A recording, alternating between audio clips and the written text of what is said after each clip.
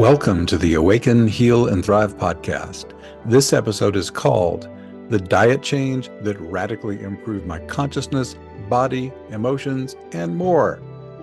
I'm Benjamin Bernstein, and this episode is sponsored by my book and audiobook, the #1 Amazon bestseller called Instant Divine Assistance, Your Complete Guide to Fast and Easy Spiritual Awakening, Healing, and More.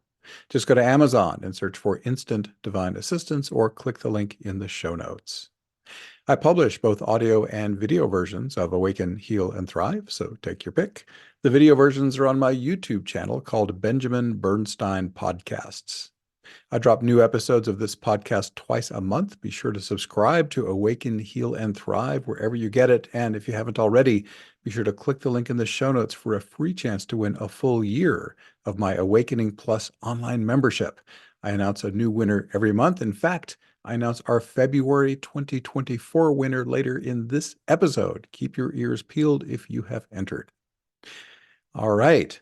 The diet change that radically improved my consciousness, body, emotions, and more.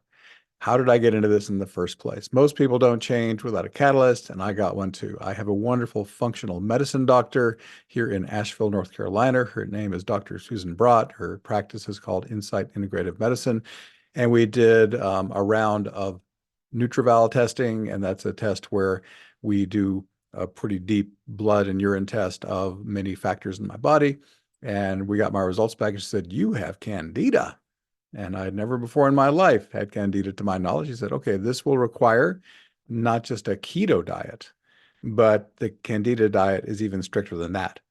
So a lot of dietary shift happened. And the cool thing is, I said, well, "Okay, I can deal with this." She said, "You might be on the anti-candida diet for maybe 3-4 months. That should take care of it. We'll check again."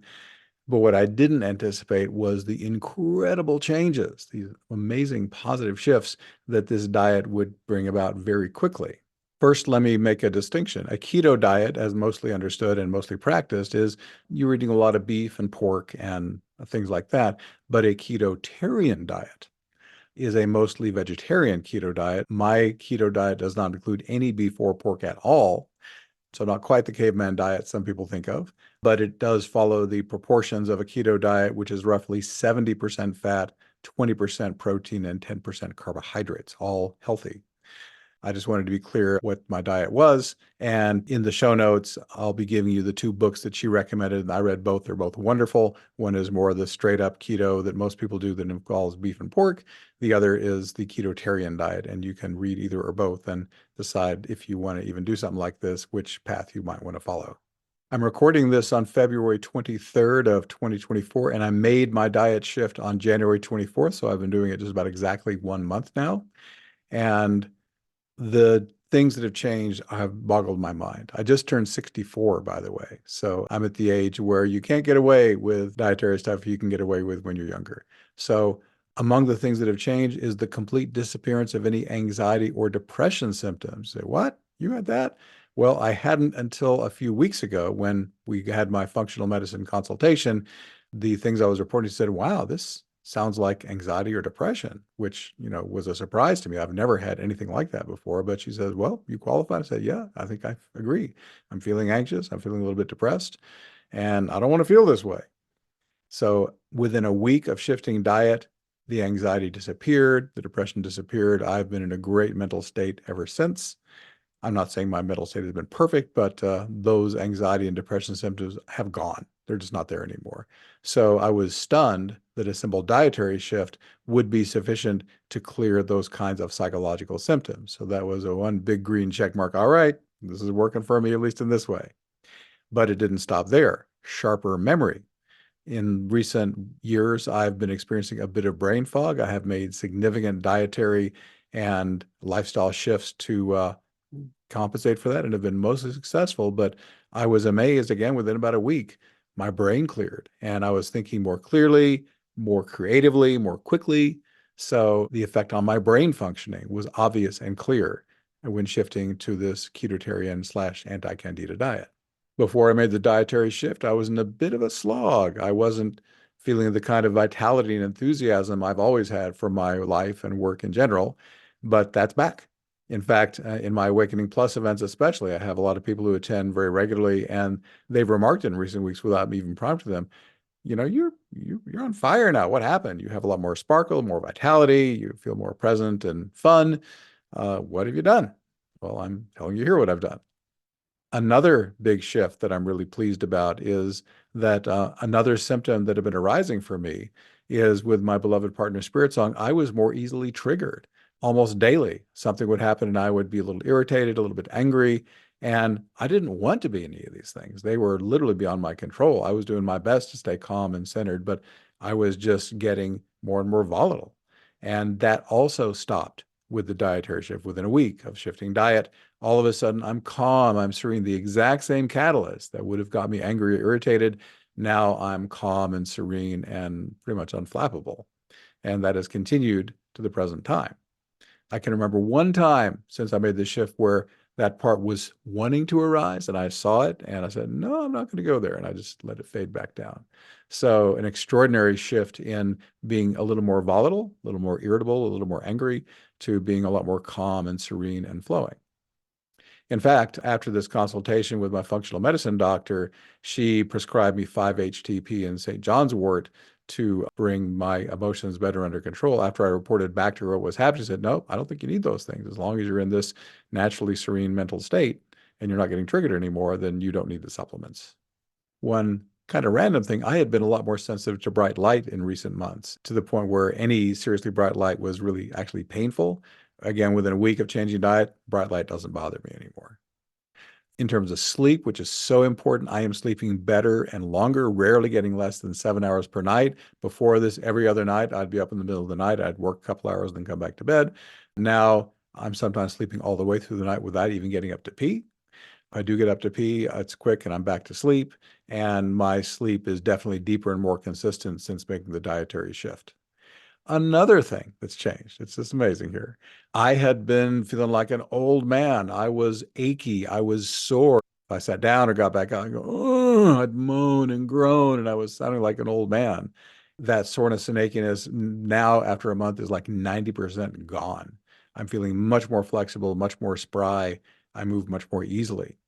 That is one of the most dramatic shifts of the dietary change. I believe it's because since I made the dietary shift, my body has mostly, if not entirely, eliminated the inflammation that was endemic in my body for years and was getting increasingly problematical. How about weight loss? I'm guessing when I started this diet, I was 30 or 40 pounds overweight. Now, a month later, I have dropped 20 pounds without even trying. Oh my God, how did that happen? I get on the scale every morning at the same time. And at first, I was dropping a pound a day. And now I'm dropping about half a pound a day. And it's just, I started pretty close to 200 pounds. And this morning I weighed in at 179.2. And it is a delight to get on that scale and see those numbers dropping down. My understanding of how the keto diet works is you'll keep dropping till you get to your optimal weight and then you stabilize there. So I'm looking forward to seeing what that stabilization number is. It's almost as if I can hear my body telling me, why haven't you fed me this way your whole life? Now, when you're in keto, you need to measure your blood levels of keto, or your body levels rather. And fortunately, I don't have to prick my finger or pee on a stick. They have these wonderful keto breath meters. I scored one on Amazon that was highly rated for less than $50. So every morning, first thing I blow into this thing, and it tells me if I'm in the optimal range. When I first got the device and started, I was actually a little too into keto, a little too high, but in the recent days, I'm always in that sweet spot range of the optimal range for ketosis, and it's effortless to stay in that range because of the diet I'm on. So I'm measuring and making sure it's all good. So let me just mention the two books that my functional medicine doctor recommended, and I thought they were both excellent. Again, I hadn't read much on keto before this, but I think I've read enough books to know a good one when I see it, and both these are really good. The one that's more mainstream keto that has a lot of beef and pork recipes is called The Keto Reset Diet, Reboot Your Metabolism in 21 Days and Burn Fat Forever by Mark Sisson, Sisson, with Brad Hearns, Hearns. Both these books are linked in the show notes. You don't have to write it down. The one I'm actually working more out of, now, again, I got some good tips out of that first one I'm using because there's a lot of tips in there that don't have to do with the exact foods you eat. He goes beyond that into sleep and exercise and other good stuff. And the book I'm mainly using in terms of my diet is called Ketotarian, the mostly plant-based plan to burn fat, boost your energy, crush cravings, and calm inflammation by Dr. Will Cole, C-O-L-E. I should mention the cravings thing. I don't have any. This involved a pretty dramatic dietary change. I should probably talk about that a little bit. You might wonder, well, what are you eating? A keto diet is roughly 70% healthy fats, 20% protein, and 10% carbohydrates. What that means is the typical meal for me is a salad or veggies of some kind. And a salad means leafy greens of some kind. All leafy greens are great. Because of I'm also eating for brain health, I'm going really heavy on cruciferous veggies. And these are wonderful. And that would be broccoli, cauliflower, cabbage, asparagus, all the cruciferous vegetables are just among the most wonderful you can have. I go organic whenever I can. So those are the main veggies I have. In terms of fats, those are easy to get. You can get your fats by eating coconut oil, coconut butter, ghee, which is the milk with the caseins removed, avocados, olive oil, avocado oil, eggs. Oh my God, eggs are like a staple. Eggs are like 6 parts fat to 1 part protein, and it's all healthy stuff. Of course, you want to get the highest quality eggs you can, free range and all that. So lots of eggs. And I also eat a lot of fatty fish. There are things called SMASH fish. SMASH is the acronym. Those are the fish that are the highest in the healthy omega-3 fats, and they don't have a lot of mercury.